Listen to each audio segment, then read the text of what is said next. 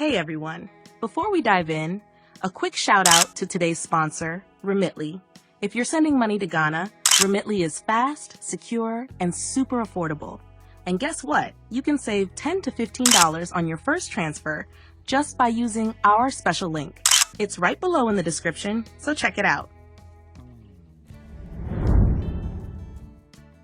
All right, let's dive right into an economic puzzle that's playing out in one of Africa's most dynamic cities.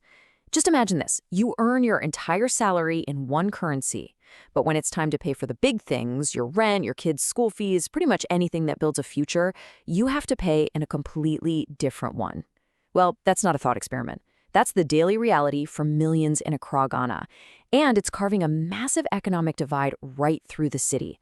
We're going to break down exactly how this happened. You know, this quote just says it all, doesn't it? Accra is a city where landlords smile in US dollars while tenants cry in Ghana cedis. That hits hard because it gets right to the human side of this whole thing. This isn't just about numbers on an exchange board. It's about a deep, painful split that defines daily life for so many. So let's get into what we're calling Accra's two-currency problem. See, on paper, the official currency is the Ghana cedi. But in the real world, the one that actually matters for almost every major purchase, it's the US dollar. The dollar is the unspoken king. Now, there's a technical term for this. It's called dollarization. But honestly, forget the textbook definition for a second. This analogy just nails it.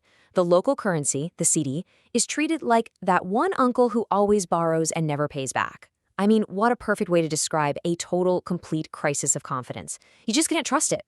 And this is how it plays out in everyday life. The cedi is still the currency of the street, you know? It'll get you your lunch, like a good plate of kenki.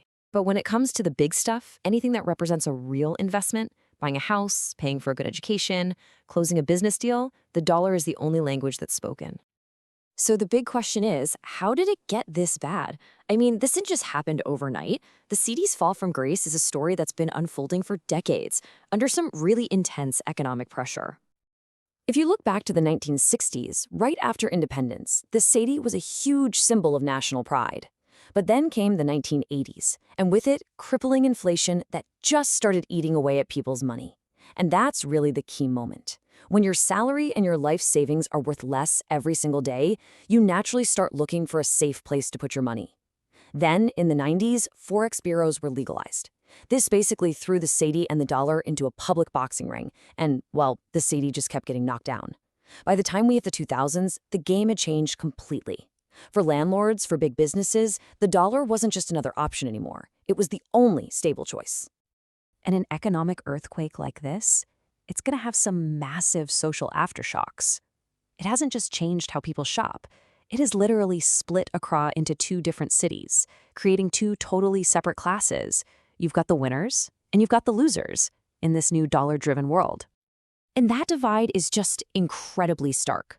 On one side, you have the people earning in US dollars. Think Diaspora Ghanaians returning home, expats, people working for international NGOs, or remote tech workers.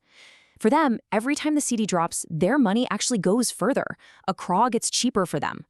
But on the other side, you've got the losers, what we're calling the cedi-only majority. We're talking about teachers, nurses, government workers, trotro drivers, the very people who make the country run. Their income is stuck in cedis, but they're forced to live in a city whose prices are pegged to the dollar. It means they're getting poorer by the day. Just to give you a sense of the scale here, let's use a real number, $2,000. That's what you can expect to pay per month for a pretty standard two-bedroom apartment in a nice area like Airport Residential. Now try to square that with the fact that a teacher's monthly salary in cedis might not even cover a tiny fraction of that cost. This isn't just a gap, it's a canyon. Okay, so if the damage is so obvious and so widespread, why on earth does this keep happening? Well, the answer isn't just about economics. It's about something deeper, a massive systemic crisis of confidence in Ghana's own money. And this is the real head-scratcher, isn't it? Officially, pricing things in foreign currency isn't allowed. The Bank of Ghana has been very clear about this. And yet, it happens everywhere, out in the open. So what gives? Someone compared the government's ban on dollar pricing to dumb sore schedules. You know, the infamous timetables for rolling power cuts. They're announced loudly, ignored proudly. And that's just a perfect, darkly funny way to put it. It shows a complete disconnect between what the policy says and what actually happens on the ground because nobody believes it will ever be enforced. At the end of the day, people aren't using dollars because they want to. They're using them because they have to. It's a survival mechanism. Runaway inflation turns your Cedi savings into, well, basically tissue paper. Importers, property developers, international schools, they all have bills to pay in foreign currency, so they have to charge in dollars just to stay afloat. And then you have this massive river of money, over $4 billion a year, coming from Ghanaians abroad, and it arrives in dollars. It just creates this powerful, self-feeding cycle that's almost impossible to break. And this all leads to what might be the most damaging part of all, the psychological warfare. It's that gut-wrenching feeling that the money you work so hard for today will be worth less tomorrow. When an entire country loses faith in its own currency, it stops being a tool for saving or building a future. It becomes a hot potato, something you try to get rid of as fast as you can, swapping it for anything, that feels more stable. And right now, that's the dollar. So, all of this brings us to a really critical moment. Is the damage permanent? Is this just the way it is now, or is there a way back for the Cedi?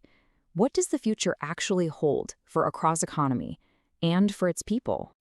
When you boil it all down, it seems like Accra is facing two very different futures. Path A is pretty grim, a total dollar takeover. The Cedi becomes practically worthless, just pocket change, really.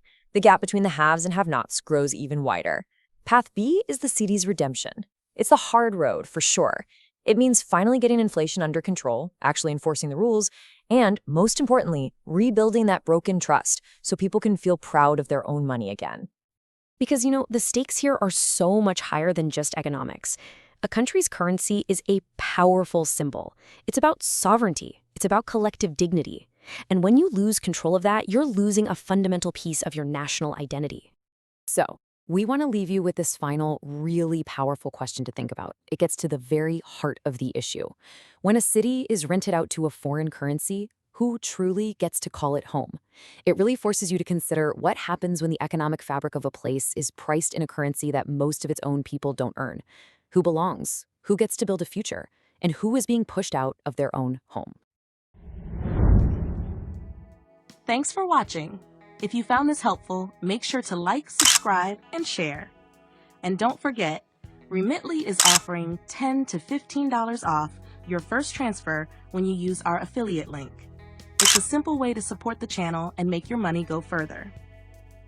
Just head to accra-ghana.com/remitly-affiliate or click the link in the description.